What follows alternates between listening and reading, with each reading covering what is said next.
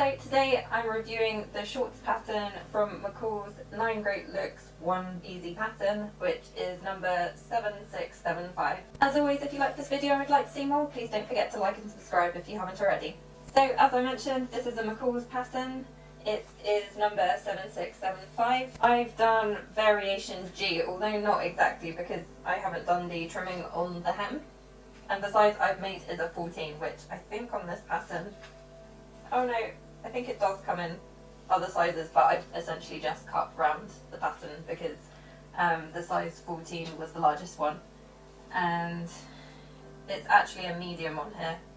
Okay, yep, so mediums are 12 to 14, so that's the one that I've done. Moving on to the fabric, this is a remnant fabric I had in my stash. I'd originally made my partner some pyjama shorts out of this, and I thought it might be nice to make a matching pair for myself out of a different shorts pattern, obviously.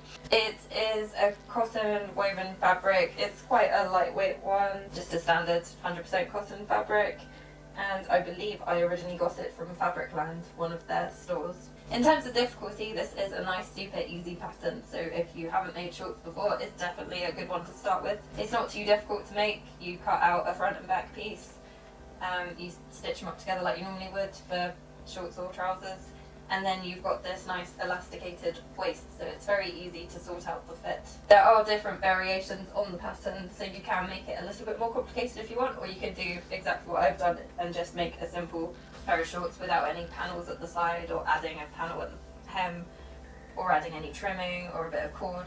At the front, you can just literally have it like this. Although saying that, I have added the inseam pockets because it's nice to have pockets. It does also have a variation where you add patch pockets to the front as well, but I thought these wouldn't be as practical for me.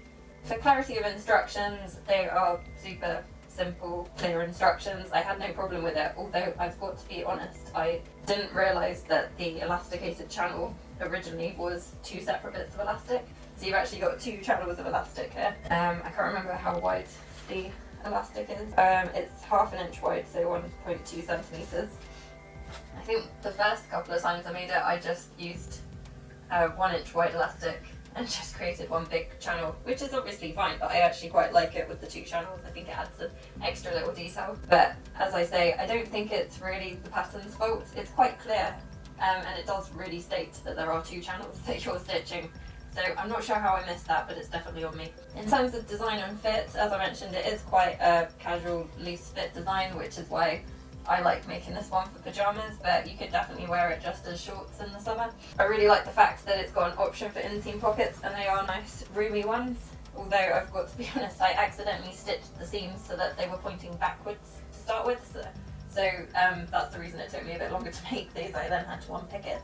I do like the fact that it gives you a few different variations to create, so I think it would look nice with a contrast panel, especially if you used a couple of plain fabrics, or a plain fabric for the main pieces and then maybe a block of patterned fabric down the sides. I've made the variation where you add the panel at the bottom as well of the shorts, which looks nice, especially if you use a striped fabric and do it the stripes the other way for that lower section. I haven't tried it with the lace and that. I'm not sure whether I will, but I keep coming back to this pattern, so who knows. For time taken, as I've alluded to, I went wrong when I made this particular pair. It's definitely one you could make in an afternoon, and someone who's really quick at sewing could probably do it within an hour, to be honest. But yeah, I've managed to accidentally, I think I was thinking normally if you stitch the seams together at the side, you'd press them towards the back piece, and because I'd added the inseam pockets, you can't do that. You need to push them towards the front. So I managed to press it that way. Then I did the elasticated casing, which then secured the pockets facing backwards, but obviously no one really puts their hands in their pockets and goes back that way. It's not very comfortable.